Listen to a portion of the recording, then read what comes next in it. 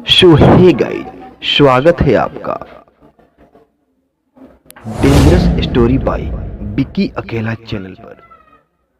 तो दोस्तों, आज की कहानी मेरे दोस्त की है।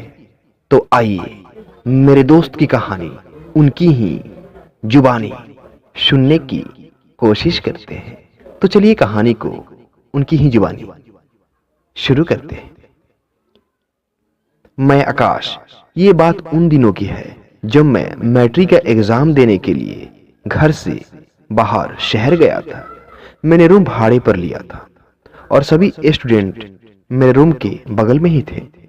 उन लोगों ने अपना रूम अलग लिया था। मैंने जो रूम लिया था उस रूम में कोई स्टूडेंट नहीं था। मैं अकेला था उस रूम में।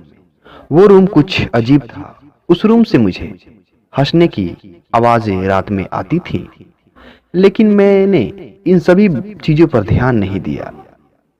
मैं चुपचाप मन लगाकर अपनी एग्जाम पर फोकस कर रहा था। मैंने मकान मालिक से पूछा कि ये रूम कुछ अजीब है, तो उन्होंने बताया कि ऐसा कुछ नहीं है, तुम अकेले हो ना, इसीलिए ऐसा हो रहा है। मैंने भी सोचा शायद यही सही है। मेरी अगले दिन गणित का एग्जाम था। मैं देर रात तक जगकर पढ़ाई कर रहा था। तभी मेरे रूम के बगल के रूम से मैंने एक गीत सुनी। आजा आजा रे निंदिया, आजा आजा रे निंदिया।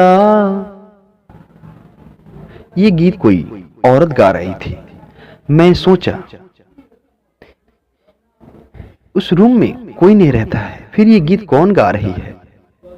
मैं डर गया। फिर मैंने एक सफेद साड़ी पहने औरत को उस रूम के दरवाजे पर देखा। वो औरत बार बार रूम से निकलती और फिर अंदर चली जाती। ये देख मैं बहुत डर गया। मैं चुपके से मकान मालिक को बुलाकर लाया और उन्हें भी दिखाया। उन्होंने भी इस दृश्य को देखा। फिर सुबह हो गई। उन्होंने बताया कि बेटे, कुछ साल पहले पति पत्नी रहने के लिए आए थे। दो कपल रहने के लिए आए थे। उनके बेटे की तबीयत बहुत खराब थी। पति घर पे नहीं था। ज्यादा तबीयत खराब होने की वजह से उसके बेटे की तुरंत मौत हो गई। उसका सदमा उस औरत को लग गया और उसने भी आत्महत्या करके उसी रूम में अपनी जान दे दी। तभी से उस औरत की आत्मा उस रूम में भटकती है। उसके बाद मेरा एग्जाम खत्म हो गया और मैं वापस अपने घर चला आया।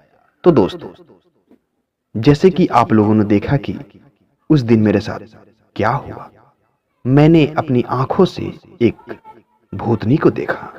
तो दोस्तों, आज की कहानी में बस इतना ही। मिलेंगे अगली कहानी में। तब तक के लिए जय हिंद।